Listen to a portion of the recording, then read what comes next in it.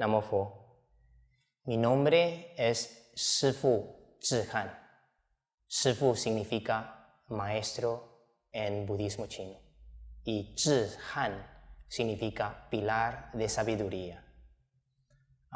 Soy monje budista, mi profesión, y empecé con el budismo a los 14 años de edad en Vancouver. Yo nací en Taiwán, viví en Paraguay y crecí en Vancouver, Canadá. Y después de universidad trabajé casi 3 años en el mundo. Y ahí mi pensamiento era ser un comerciante y también filántropo, porque quería dedicarme al bien común.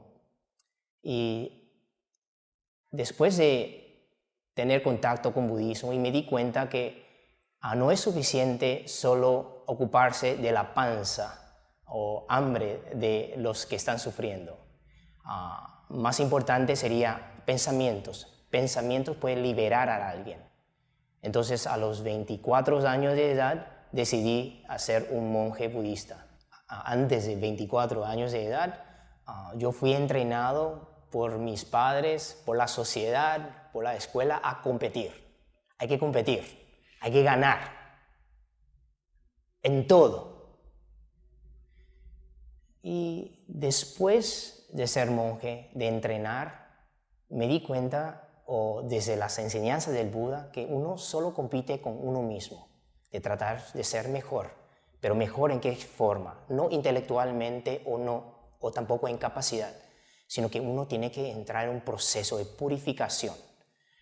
Hay que codiciar menos, hay que enojarse menos y no hay que vivir en una tontería y estupidez constante, es decir, la ignorancia. Y ¿qué me llevó a elegir esta vida espiritual?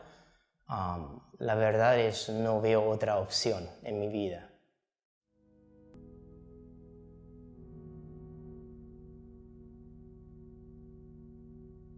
Ninguno de nosotros podemos escapar la muerte. Entonces, ¿qué hacemos en la práctica budista para entender, aceptar y manejar ese miedo de la muerte? Sin duda, un practicante budista o un monje budista hay que dedicarse a desarrollar la paz interna, la práctica budista, digamos, la purificación. Eso es dado. Además, ¿cómo nosotros podemos mostrar compasión? La compasión no es para uno mismo, es para los otros. Entonces hay que relacionar, hay que ayudar, hay que compartir con la sociedad y con los otros. Pero estamos en un mundo que tenemos que manejar, muchas veces elegir el menor de 2 maldades. Porque estamos en un mundo relativo, no absoluto. Ese tipo de contemplación ayuda a uno a ir desapegando a esa negación de la muerte. Porque la negación de la muerte es lo que genera miedo. Pero la realidad es que nadie puede superar la muerte.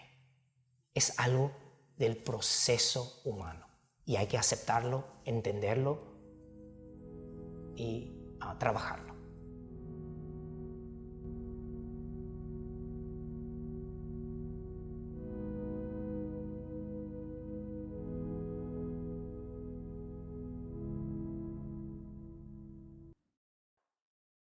La violencia es la manifestación del ego. El individualismo es cuando uno marca un territorio y alguien entra o pisa o invade tu espacio. Entonces uno reacciona violentamente creyendo que se está protegiendo. Pero esa violencia causa primero sufrimiento en sí mismo y después a los otros. El Buda tiene una metáfora ¿qué es la violencia o la ira? Es como agarrar carbón caliente quemando y arrojar hacia el otro. La primera persona que se quema es uno mismo. Si nosotros podemos aceptar matanza de los otros seres vivos, entonces, ¿qué nos impide matarnos unos a otros? Le doy un ejemplo. Todas las guerras, el proceso de la guerra, la preparación de entrar en una guerra, primero es bajar nivel de tu enemigo. Decir que tu enemigo no es humano. Tu enemigo es subhumano, que no merece vivir, que es débil. Si uno puede dominar la codicia, la ira y la ignorancia en uno mismo, la batalla ya se ganó.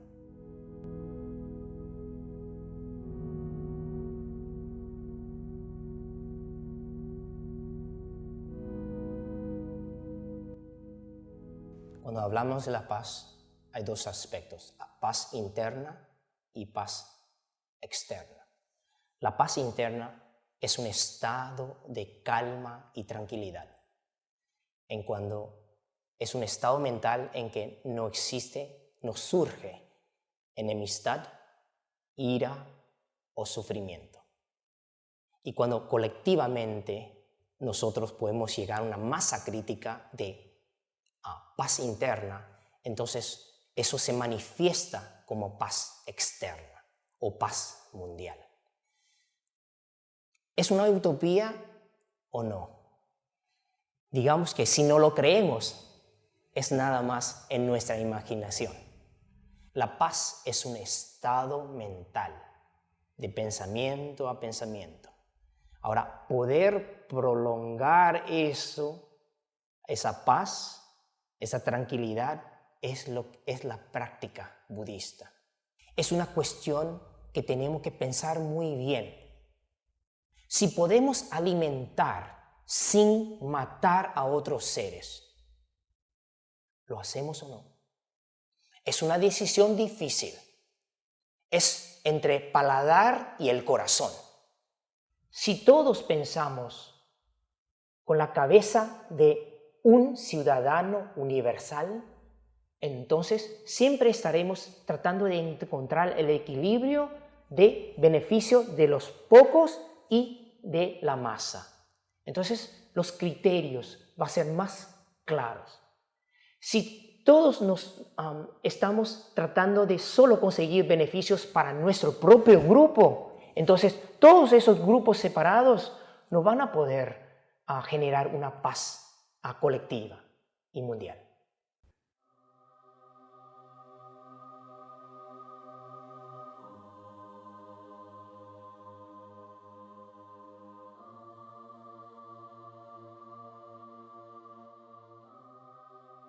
La historia de la humanidad pasó por etapas.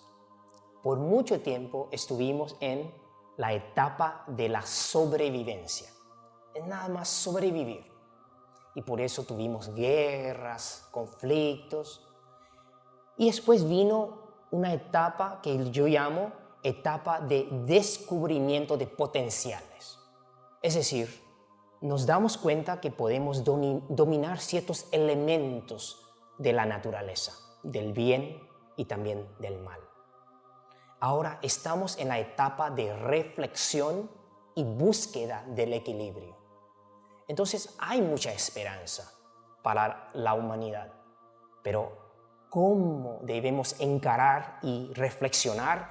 Eso es el diálogo que tenemos que tener. ¿Y a dónde vamos? ¿Estamos mejorando o no? Yo, como budista, como monje, soy eternamente optimista de la humanidad. O si no, ya estaré rendido.